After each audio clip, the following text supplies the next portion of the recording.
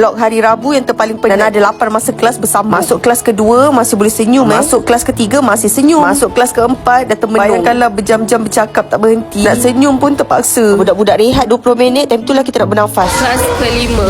Morning everyone. Morning everyone. Good morning everyone. Pukul 12.30 baru habis kelas dari pagi. Rasa macam nak hirit badan pergi kat meja.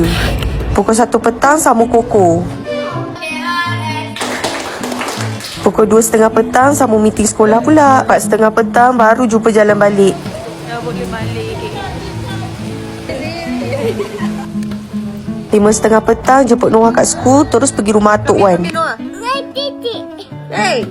Lauk berbuka Wan hari ni. Layankanlah gelagat Noah ni sebelum Atuk dengan Wan pergi masjid. Noah maju ke? Sah. You maju dengan siapa? Maju. Sebab kan tak larat nak pergi terawih. Kita bawa Wan dengan Atuk je pergi terawih. Selamat berpuasa semua. Bye.